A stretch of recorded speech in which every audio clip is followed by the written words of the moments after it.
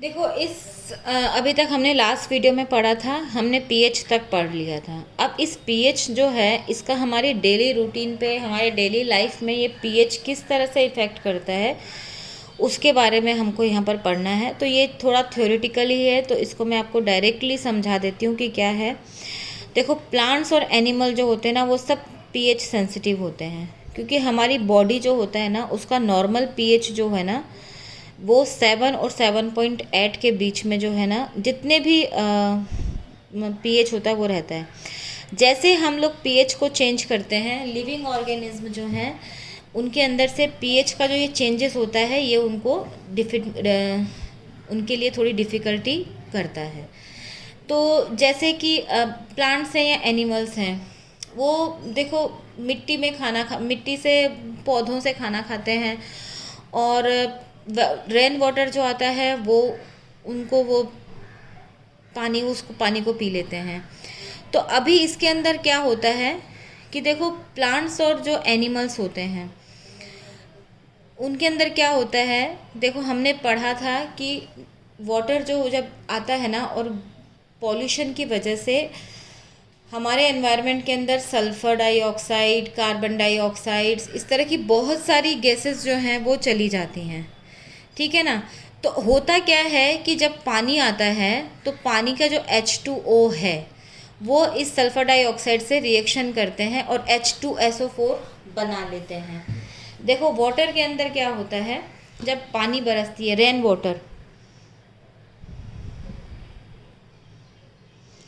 Water क्या होता है, H2O है, ठीक है ना। ये रिएक्शन कर लेता है जो वाटर सल्फ़र डाइऑक्साइड के साथ, और H2SO4 बना लेता है। ये हमें बैलेंस नहीं कर रही हूँ, मैं सिर्फ आपको बताने के लिए कर रही हूँ। ऐसी नाइट्रोजन जो है वो निकलती है तो वाटर के साथ रिएक्ट करती है, और H2NO3, इस तरह के जो ये एसिड्स जो है ना वो रेन वाटर के अंदर आ जाते हैं।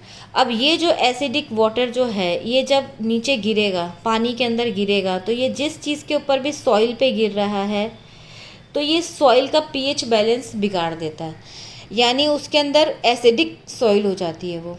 अब एसिडिक सॉइल होने से क्या होगा कि जो उसके अंदर प्लांटेशन होना चाहिए वो नहीं हो पाएगा। तो इस वजह से क्या होता है कि हम लोगों की जो क्रॉप्स होती है वो नहीं हो पाती हैं। तो फिर हमें क्या करना पड़ता है, उस सॉइल का हमें उसके अंदर बेस मिक्स करना पड़ता है, ठीक है ना। तो उस बेस को मिक्स करने के लिए हमें क्या करना पड़ता है, वहाँ पर कुछ बेकिंग सोडा वगैरह, इन सब जो चीज़ें हैं ना उनका हमको छिड़काव करना पड़ता है, ताकि उस जो सॉइल जो है उसका पीएच बराबर हो सके। उसी तरह से रेन वाटर जो है तो वो एसिडिक रेन वाटर आता है, तो वो एसिडिक रेन वाटर जो होता है ना वो प्लांट्स के लिए, और जो नीचे ज़मीन में जब वो जाता है और उसको अगर एनिमल्स पानी उसको पी रहे हैं तो वो उन सब के लिए नुकसानदेह होता है। तो इसीलिए बोला जाता है कि जब फर्स्ट 2 और 3 बारिश जो होती है ना उसके अंदर हमें उस पानी से हमें बचना चाहिए, उस पानी के डायरेक्ट कांटेक्ट में नहीं आना चाहिए, क्योंकि उस पानी के अंदर क्या होता है, एनवायरनमेंट में जो साल भर में जो इतना सारा जो गैसेस गई हैं वो सब पानी के साथ रिएक्शन करके एज अ एसिड वो नीचे गिर रही हैं। तो अगर हमें जब भी बारिश हो तो हमें यह ध्यान रखना चाहिए कि हमें स्टार्टिंग की 2 या 3 बारिश जो है उसका पानी जो है उसके कांटेक्ट में हमें नहीं आना है, उससे नहाना नहीं है, और उस पानी को किसी काम में नहीं लेना है, क्योंकि वो उसके अंदर क्या होता है, एसिड्स मिक्स होते हैं। तो इस तरह से ये एसिडिक रेंज जो होती है ना, पीएच बैलेंस होता है वो गड़बड़ हो जाता है, हमें उसका पीएच बनाना पड़ता है। अब जैसे डाइजेस्टिव सिस्टम है, तो जब हमने पहले भी पढ़ लिया था ये, कि जब हमें HCl जो है ना एक एसिड है, ये हमारी स्टमक में रहता है जो हमारे डाइजेशन में काम करता है। तो जब हम कुछ ऐसा खाना खा लेते हैं जिसके लिए ज़्यादा एसिड बनाने की ज़रूरत पड़ने लगती है, जैसे अगर हम कुछ ज़्यादा फ्राइड खा लें, कुछ ज़्यादा तला भुना खा लें, या कुछ ऐसा खा लें जिसको डाइजेस्ट करने के लिए ज़्यादा एसिड की ज़रूरत पड़ती, तो हमारी बॉडी ज़्यादा HCl बनाने लगती है, और उस HCl की वजह से क्या होता है, हमारी स्टमक की जो अंदर की लाइनिंग है वो डैमेज होने लगती है, ठीक है ना। तो उसको डैमेज कंट्रोल करने के लिए, यानी उस अल्सर से बचने के लिए, या उससे हमारे पेट में जो जलन होती है, खट्टी डकार आती है हमको, उन सब से बचने के लिए हमें क्या करते हैं, हम क्या करते हैं, हम इनो लेते हैं या हम सोडा लेते हैं, सोडा वाटर पीते हैं।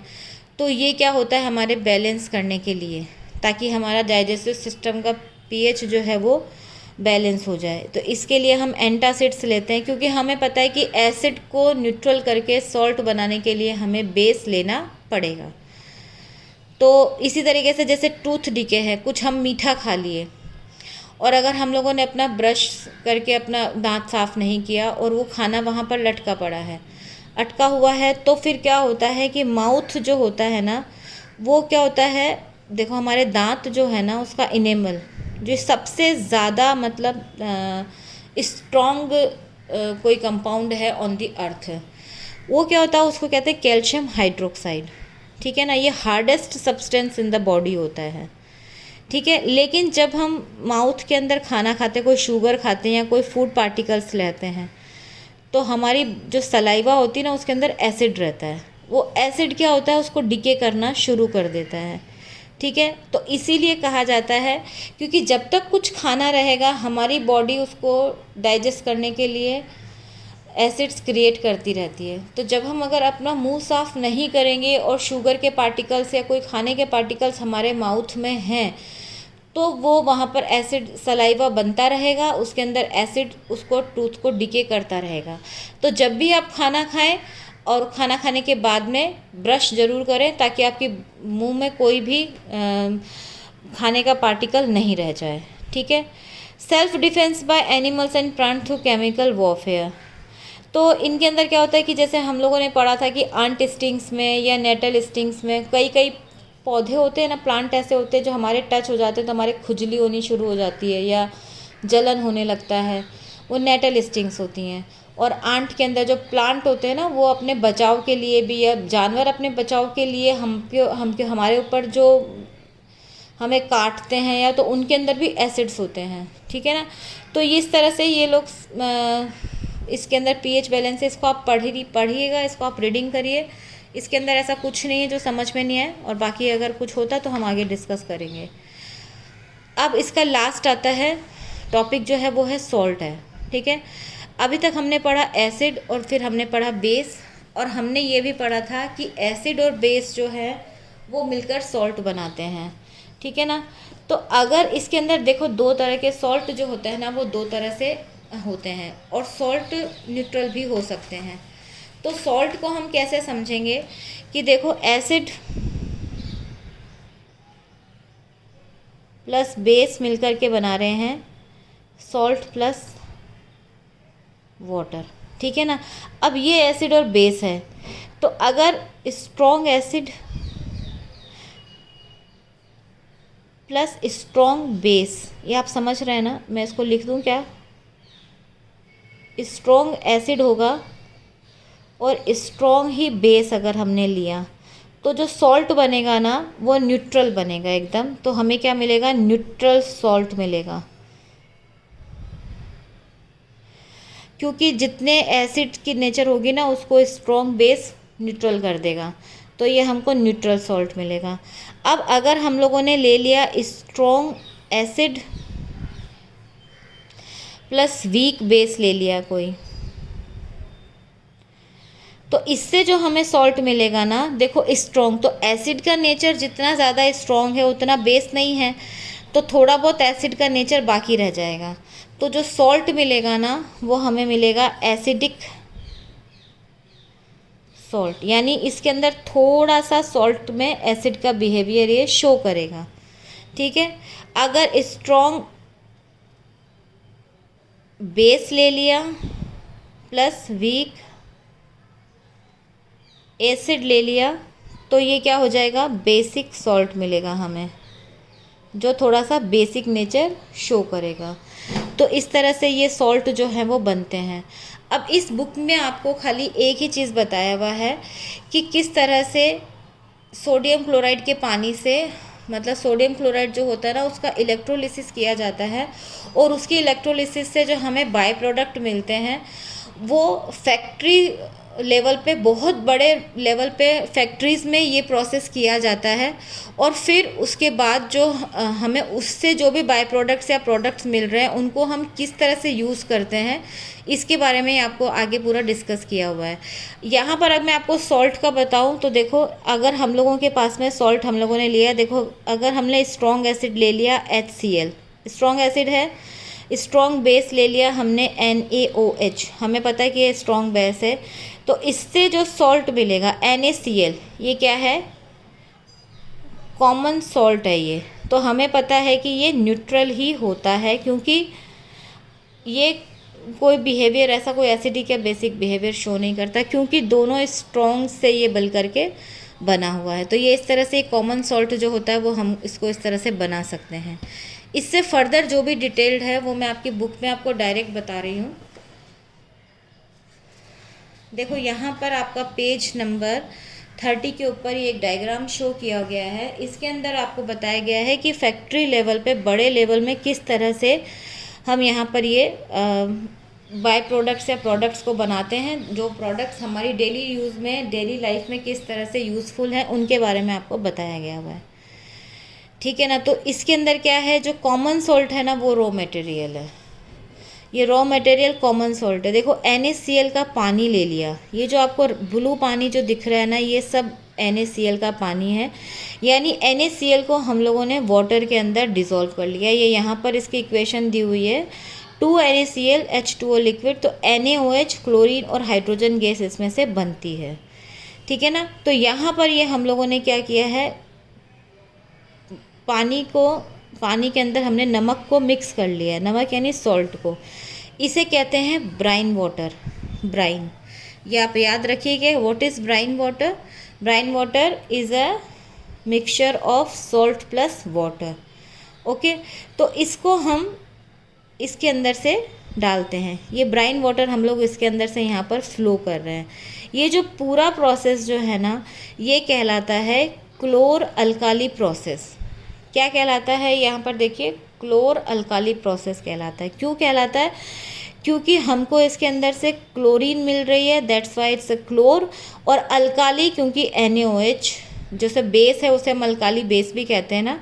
तो सॉल्ट से हम बेस बना रहे हैं, क्लोरीन बना रहे हैं और हाइड्रोजन गैस बना रहे हैं, इसलिए ये क्लोर अल्काली प्रोसेस कहलाया जाता है। यहाँ पर देखो हमें 3 चीज़ें मिल रही हैं। ये यहाँ से हमने ब्राइन वाटर यानी कि सॉल्ट का पानी, नमक का पानी यहाँ से हमने डाला, और यहाँ पर हमने देखो 2 एनोड और कैथोड लगा दिए, ये एनोड और ये कैथोड। पानी के अंदर जब हम सॉल्ट को डालेंगे तो वो क्या हो जाएगा, पानी खुद डाइल्यूट होगा, खुद डिसोसिएट होगा, यानी H+ और OH- में बदल जाएगा। और सोडियम भी है, वो सोडियम प्लस और क्लोरीन, NaCl जो है वो सोडियम और क्लोरीन में बदल जाएगा। अब इनके अंदर जो आयन है, देखो अब ये आयोनाइजेशन हो चुका है। यहाँ पर आयोनाइजेशन की वजह से क्या होगा कि ये मेम्ब्रेन है, इस मेम्ब्रेन के थ्रू क्या होंगे, सोडियम और हाइड्रोजन आयन जो है वो इधर चले जाएंगे, और आयंस जो है ना वो तो इनमें से पास कर सकते हैं, लेकिन अगर कोई सॉल्ट बन गया या बेस बन गया, पूरा बड़ा मॉलिक्यूल बन गया, तो वो इस मेम्ब्रेन के थ्रू इधर से उधर पास नहीं हो सकता। ये यहाँ पर इसलिए ये मेम्ब्रेन लगाई है, यानी जब तक एटम्स जो है ना वो आयन की फॉर्म में है तब तक तो वो इस मेम्ब्रेन के आसपास जा सकते हैं, लेकिन जैसे ही वो कंपाउंड बना लिए या कोई मॉलिक्यूल बना लिया तो फिर वो इधर से उधर पास नहीं, क्योंकि फिर वो बड़ा हो जाता है, तो फिर वो इसमें से पास नहीं होगा, इस मेम्ब्रेन से। तो अभी इस पोजीशन पे क्या हो रहा है कि क्लोरीन माइनस है और OH माइनस है, तो minus always attract towards the anode और द पॉजिटिव कैथोड, पॉजिटिव। तो ये इधर क्लोरीन और हाइड्रोजन जो हाइड्रोक्सिल आयन है ये आएंगे यहाँ पर एनोड पर, और Na और हाइड्रोजन आयन जो है वो जाएंगे यहाँ पर, ठीक है ना। अब देखो क्लोरीन जो है ना वो तो एज अ क्लोरीन गैस ऊपर में, क्लोरीन के आयन्स आपस में कंबाइन हो जाएंगे और क्लोरीन गैस के फॉर्म में हम यहाँ पर इकट्ठा कर सकते हैं। और जो हाइड्रोजन आयन जो इधर गए, जो कैथोड की तरफ आ गए, वहाँ से हमें हाइड्रोजन आयन मिल जाएंगे, हाइड्रोजन गैस मिल जाएगी। तो इस तरह से ये 2 गैसेस जो हैं वो यहाँ पर सेपरेट हो जाएंगी, और Na और OH जो यहाँ पर था वो आपस में मिलेंगे, और बनाएंगे एक NaOH का पानी, ठीक है ना, यानी जो ऐसा ब्राइन वाटर जिसके अंदर NaOH भी मिला हुआ हो वो हम यहाँ से इकट्ठा कर लेंगे। तो अब हमारे पास इस पूरे प्रोसेस से यानी नमक से हमने 3 तरह की चीज़ें यहाँ पर बना ली, क्लोरीन गैस बना लिया, हाइड्रोजन गैस बना लिया और NaOH बना लिया।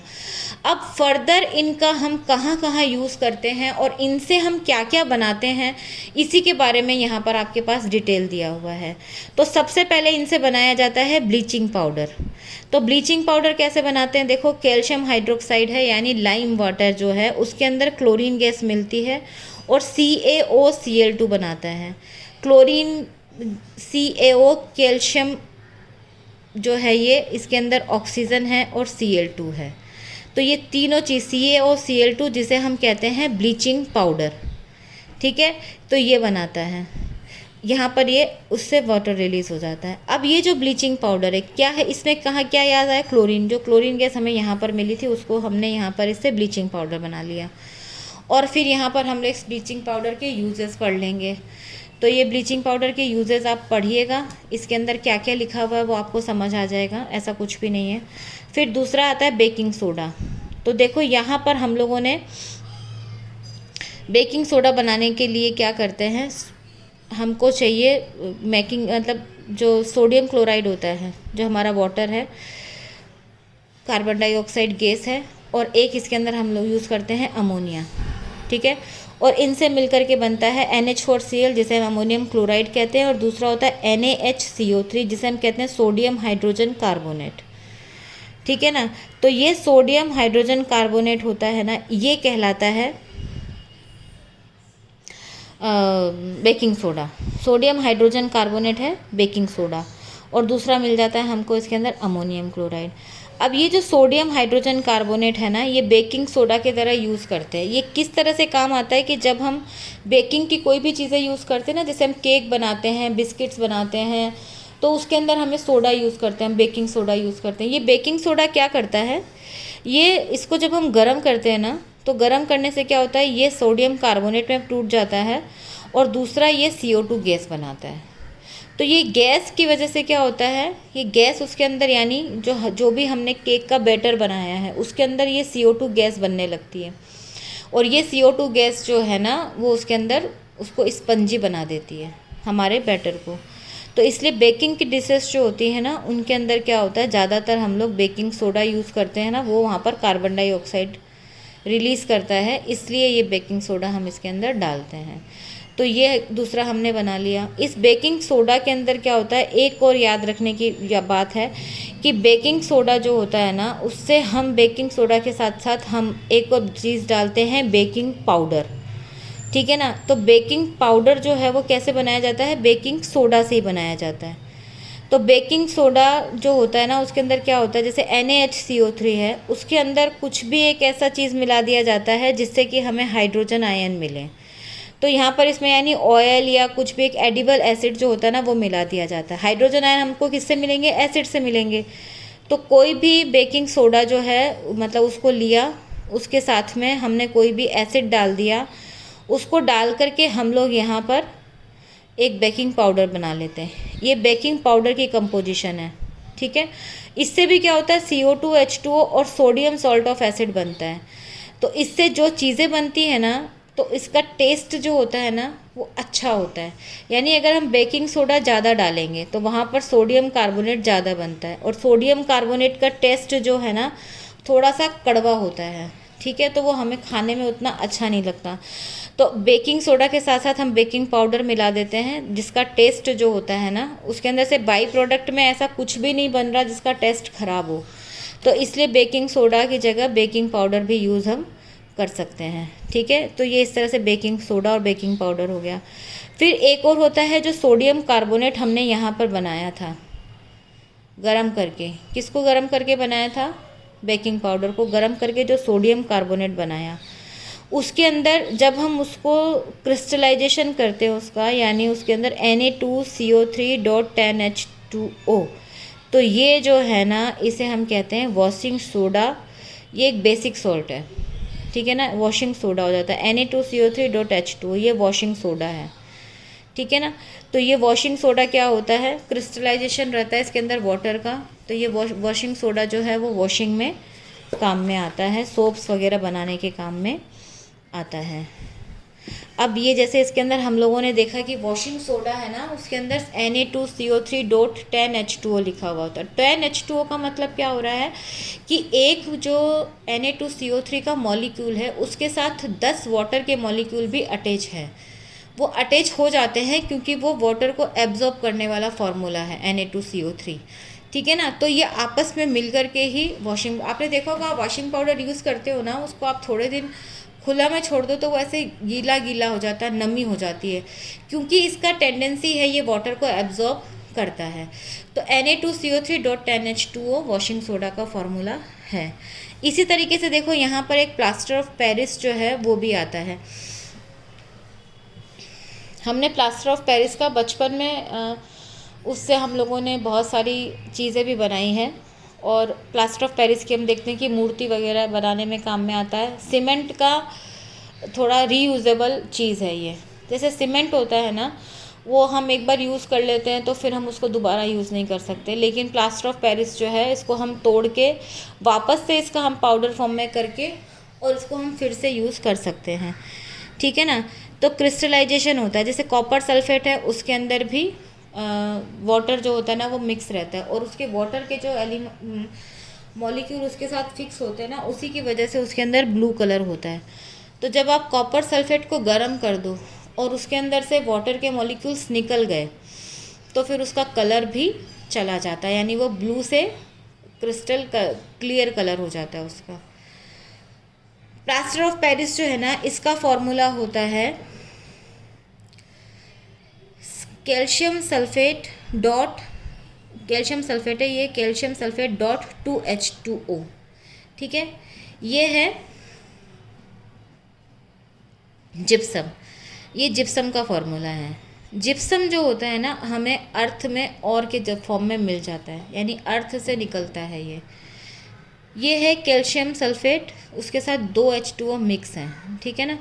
अब अगर हम इसको गर्म करें और अंडर प्रेशर हम इस तरह से इसको गर्म करें कि ये कैल्शियम सल्फेट, यानी अगर हम इसको 373 K तो इसके अंदर प्रेशर डालें और फिर उसके ऊपर हम इसको गर्म करें, तो इसके अंदर से क्या होता है कि 1.5 यानी ये calcium sulphate dot half H2O रह जाता है। तो इस कैल्शियम सल्फेट के अंदर से, यानी एक मॉलिक्यूल के पास से 1.5 मॉलिक्यूल जो है वो H2O का निकल गया, और अब यहाँ पर बच गया हाफ H2O। ये कहलाता है प्लास्टर ऑफ पेरिस। अब अगर हम इसके अंदर वापस से 1.5 H2O मिला दें, कैल्शियम सल्फेट है उसके साथ फिर से 1.5 H2O मिला दें, फिर से calcium sulphate plus dot 2H2O बन गया, तो फिर से जिप्सम बन जाता है। तो यहाँ पर इसके अंदर यही याद रखने की बात है कि देखो जिप्सम का फॉर्मूला है कैल्शियम सल्फेट डॉट 2H2O, उसके अंदर से अगर हम 1.5 H2O निकाल देते हैं तो ये बन जाता है प्लास्टर ऑफ पेरिस।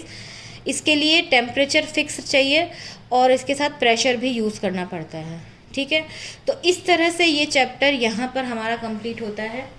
आप इस चैप्टर को रीड करो, इसके अंदर से जितने भी इंटेक्स क्वेश्चंस जो आपको अंदर इन द चैप्टर दिए हुए हैं आप उनको सॉल्व करिए, सॉल्व करके मुझे बताइए प्लीज़। जैसे यहाँ पर ये क्वेश्चंस दिए हुए हैं, आगे और भी चैप्टर में और भी कई जगह पर क्वेश्चंस हैं, आप इनको चैप्टर कंप्लीट होते ही मुझे ये सारे क्वेश्चंस करके दिखाइए, और फिर उसके बाद हम इसकी एक्सरसाइज को कंप्लीट करेंगे, ठीक है। और इसके अंदर से जो भी कोई प्रॉब्लम आ रहा है, कुछ भी प्रॉब्लम आ रहा है, I am always available there, so आप मुझसे पूछिए, मैं आपको इनके आंसर्स करूँगी। Thank you.